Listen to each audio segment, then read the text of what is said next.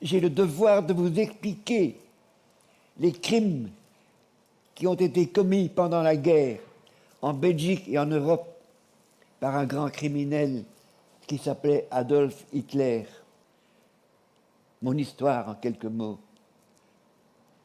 Mon père est né en Pologne, dans un petit village. Dans les pays de l'Est, il y a eu beaucoup de problèmes. Du chômage, la misère et de l'antisémitisme. Alors mon père s'est enfui. Il a quitté sa patrie bien-aimée, la Pologne. Il est entré en Belgique, sans papier, en fraude. C'est pourquoi moi aujourd'hui, je suis solidaire des sans-papiers, des réfugiés, des immigrés. Ma sœur était une brillante élève au lycée d'Ixelles. Elle était première en grec, en latin, en littérature. Et c'était une grande pianiste classique qui en plus aimait le jazz. Après l'attaque, je suis tombé endormi dans les bras de ma mère. Un wagon à bestiaux, un peu de paille par terre.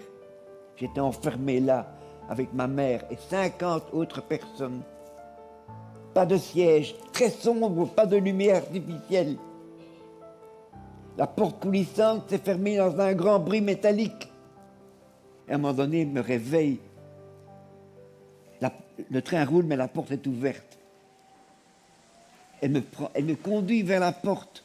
Elle me dépose sur le marchepied. Elle me tient par les vêtements. Au début, j'ose pas sauter. Ce train va quand même vite. Et les derniers mots que j'entends de ma mère, elle me les dit en yiddish. Der Zug geht zu schnell. Ça veut dire, le train va trop vite. Et par miracle, j'ai sauté du train et je me suis échappé. Et j'avais 11 ans. J'étais un enfant et j'ai réussi à m'échapper. Et puis après la guerre, je me suis retrouvé tout seul. J'avais alors 13 ans.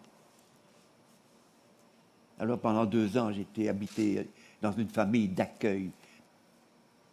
Et puis à 16 ans, j'ai été habité tout seul dans ma maison à Etterbeek, chaussée de Wavre, numéro 639. La maison existe encore. Ma vie à moi, c'est le jazz. Toute ma vie, j'ai fait du jazz. Et quand j'adorais ma sœur, qui avait 7 ans plus que moi, et qui aimait le jazz. Après la guerre, en pensant intensément à ma sœur, je me suis mis à jouer du jazz, au piano. Aujourd'hui, je ne vous apporte pas un message de chagrin, mais un message d'espoir et de bonheur.